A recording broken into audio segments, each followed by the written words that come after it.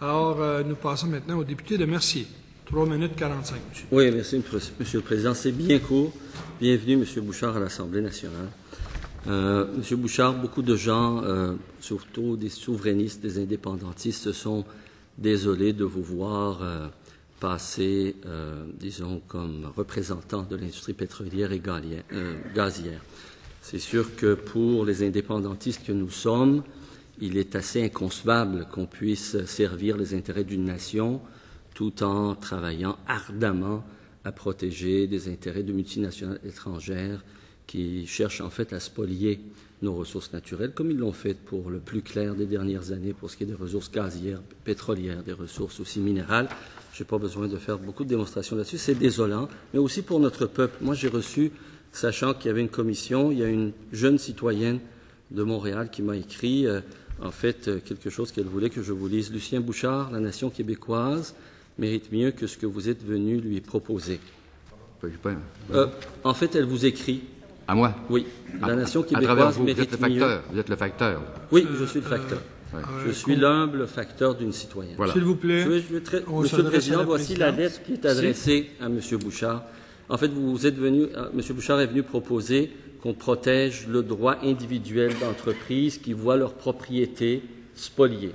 Alors, elle dit, elle travaille fort. Cette jeune nous dit, la nation québécoise travaille fort, elle lutte pour demeurer souveraine sur sa terre, de ses richesses, et est là, puis elle commence à citer Gatien Lapointe dans son ode au Saint-Laurent. Et là, et l'âpreté du soleil sur sa nuque, et la rude espérance, et la haute justice, et la patience fidèle de ses pas. Malheureusement, vous n'avez pas été fidèle à cet engagement que nous devons avoir comme serviteurs du bien. Est-ce que je suis ici pour subir des jugements moraux de ce monsieur? Monsieur... Est-ce que c'est la tradition maintenant, dans cette enceinte, que de porter des jugements de nature morale sur les gens qui y comparaissent? C'est parce que vous servez l'intérêt de... C'est absolument indigne, ça. Où est-ce qu'on est? Monsieur Bouchard... C'est la cour du roi Pateau. Monsieur Bouchard, je m'excuse, je ne veux pas vous insulter personnellement. Vous avez une...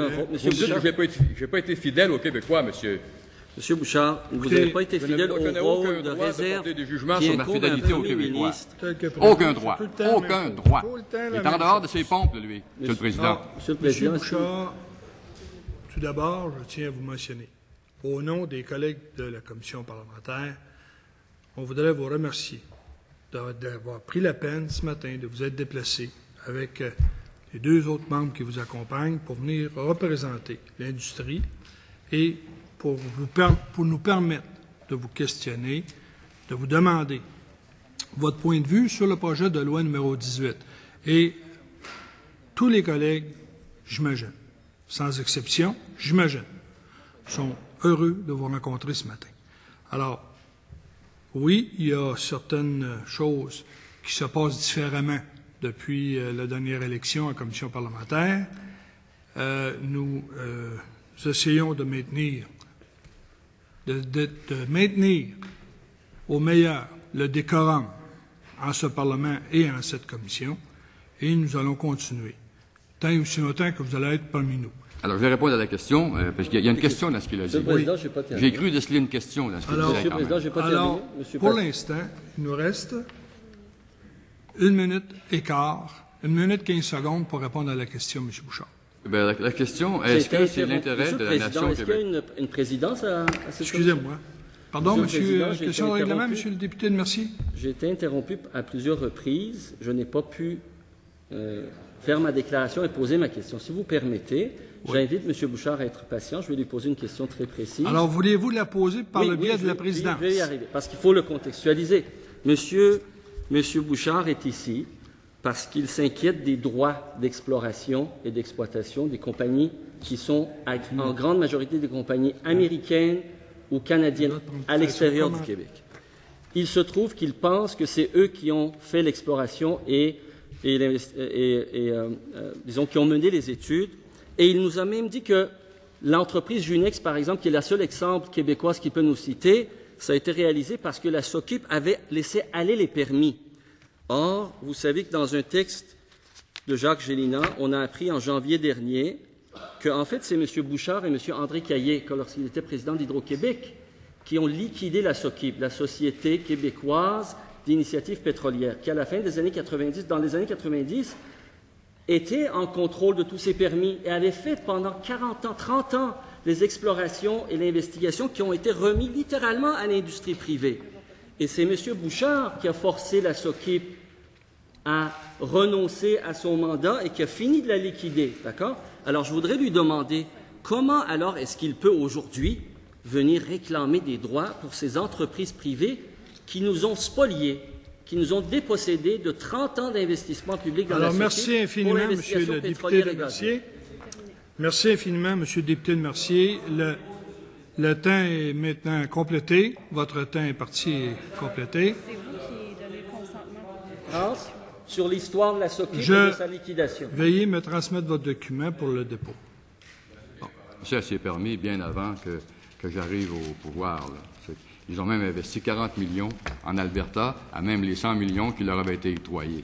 Et c'est ce jeune ingénieur qui travaillait pour la SOQIP à l'époque qui a décidé de reprendre le flambeau et d'essayer de prouver qu'il y en avait. Deuxièmement, puis la question principale, elle est de fond.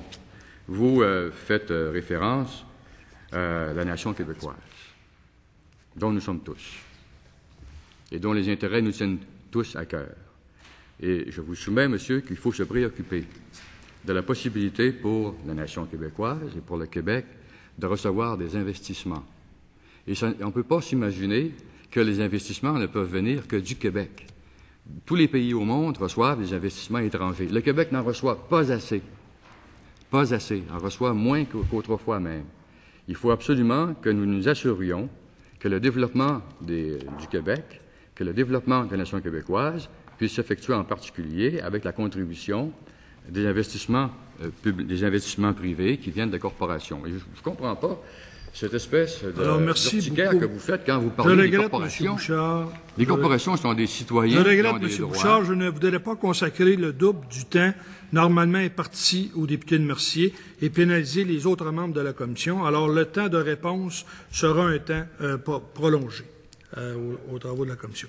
Alors, je passe maintenant du côté ministériel en vous mentionnant qu'il vous reste 8 minutes. Oui. Monsieur le Président, je comprends nos règles parlementaires, mais par respect pour M. Bouchard, qui était un premier ministre, qui a servi les Québécois, si vous voulez compléter votre réponse, M. Bouchard, à notre collègue de Mercier, je serais tout à fait disposé à céder quelques minutes de mon temps. Je pense que ce serait important que vous puissiez, si vous souhaitez, évidemment, compléter votre réponse. Je comprends mal cette espèce de réticence à admettre le rôle que le secteur privé, que le secteur d'affaires, que les investisseurs, que les créateurs d'emplois jouent dans le développement d'une société.